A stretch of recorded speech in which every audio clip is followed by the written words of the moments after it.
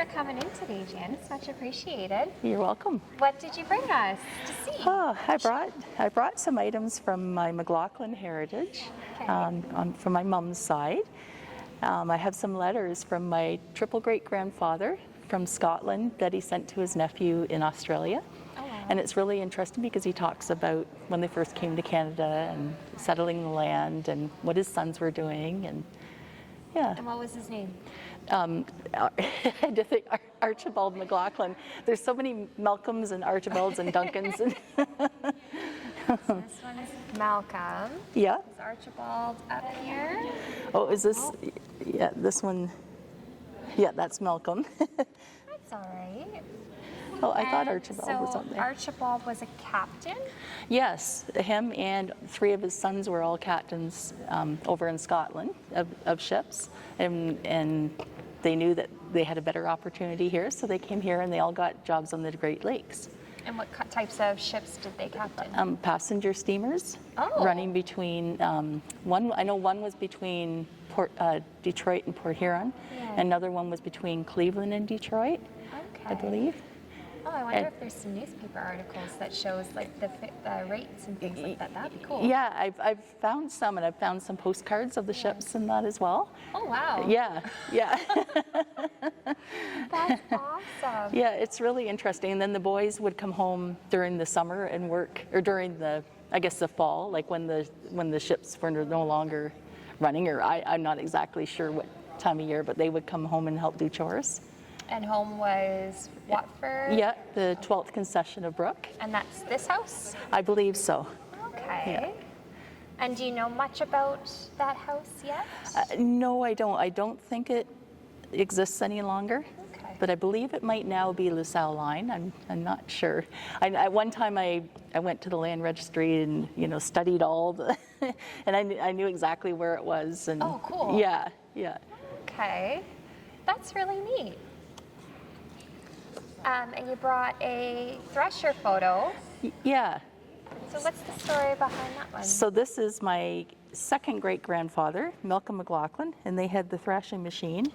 And I believe my grandma, his wife, is right there. And they would go around to all the area farms and have a threshing crew. And I do have a better copy of this photo, but Now, because the names do repeat in the family. they do. So I've got to think Was back. it a captain that also operated, or was it a different line that operated? Yes, I believe actually this is Okay. one of the captains, So one of the sons of Archibald that Oh, that's that ran cool. this. Yeah, and I'm trying to remember now. It actually might be his son, because he actually died early, and his wife was left with the 7 kids to raise, which was my grandfather, my immediate grandfather's mom. And I remember finding a newspaper article with her asking people to send in their to tie up any bills that were owing to the threshing company. Yeah. That sounds like a pretty substantial operation they had going on. Yeah. I've seen this photo shown in different books and articles from Lambton County. Yeah. Do you have any memories of anything like that, or your parents have any memories of anything? One of my cousins who was more my mom's age, actually if he sees this, he might go, I wasn't your mom, I'm not your mom's age. But he talks about remembering going to this farm and seeing the threshing machine. Oh, cool. But it is really neat. I appreciate you bringing that material in today, Jan. Thank you. I wish I was a little more organized when I gathered it together. That's fine. Is there anything else that you'd like to share regarding the family history, the family tree? You've done a lot of research. Yeah. Still doing research. I'm still doing research, yes. Never ends. No. Any interesting, really interesting, unique stories that you've come across in your research? Yet, I guess, is the key word there. Yeah. Like I found these letters really interesting to read. He talks about the farming and how they're doing, and going to town to meet a fellow that came. He heard that he was from the same area that they had grown up in, so he went to meet with him. But unfortunately, they didn't know any of the same people. But it's just neat to see their way of life back then, and how many acres they had and how many acres they had to clear. And well, in 1887 they didn't have the machinery that we have now to do all the clearing, so I can only imagine. Yeah, and sending a letter to someone and not knowing if it was ever going to reach them, like I sent this letter. I assume that you will never receive it.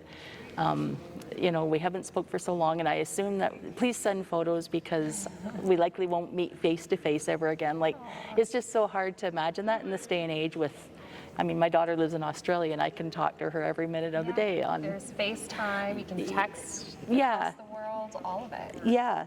But they were living in Australia, and some of them, so they all came from Scotland, and some of them went to Australia, and some of them came to Canada. So, so it would be quite something to live back then, just knowing that you would never see family again. Quite literally family all across the world. Yeah, and send a letter, and it takes 3 months to get there, and then you hope to hear back from them, and So no, it's interesting. It's. Thank you so much. You're welcome. Yeah, we're going to scan some of this for you too. Thank you. I appreciate that.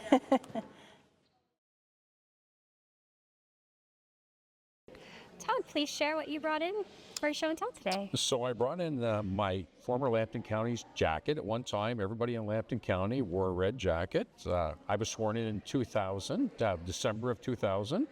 And of course, one of the first things you need to do when you're elected to office, you have to go out and purchase one of these red jackets. So they all came originally, for the most part, from the tailor up in St. Joseph's, who supplied the home hardware dealers with their jackets. So the jacket represents that, but it also represents, in 2003, I ran to be warden of the county of Lambton and was elected. And that represents the crest of warden 2003. So that's 21 years ago. So it's a little bit of history from Lambton County, and happy to bring it in today. And you're a warden for multiple years, correct? I was warden in 2003. It used to be a one-year term. And then I was acclaimed in 2004.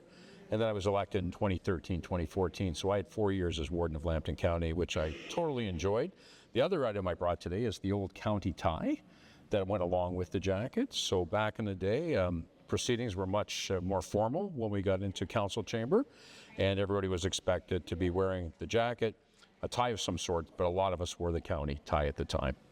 Matches quite nicely. It does. Somebody actually had some fashion taste back in the day, probably more so than we do now when we go to county council. Perfect. Well, thank you so much for bringing No problem. this in. Does that work for you? That's Perfect. Thanks, guys. Well, thank you for coming today. What did you bring us? Actually, well, I found this picture not too long ago, probably 10 years ago, and was fascinated by the detail. So I had it touched up and enlarged because the family home is still on Lot 3, Concession 11, Brooke Township. That was Arthur Wellington Griffith. He was born in 1879. His mother died in 1880, but he came to this property. It was owned by someone from, and I can't remember the name, from Strathroy. He rented the front of the property, and because there was a log cabin there, and he was 14 years old when he came on his own. So the first thing, because this was the last farm settled in Brooke Township, he had to dig in tile by hand, which I suspect most farmers had to do at that time, but it would be a mammoth job. And he was 14 when he did that? He was 14 when he came and started on the property. So the man that he rented the farm from, or the front part of the farm, he paid the rent, and the man was very kind, and he said that he would let him, and because at that time you had to be 21 to own land. So he said he would apply his rent to the purchase of the farm when he was 21. So that gave him a great start, and he never looked back. And he married Martha Jane Saunders. She was 18 when they were married, and he said 18 inches around her waist. But by the time I knew her, I couldn't get my arms around her.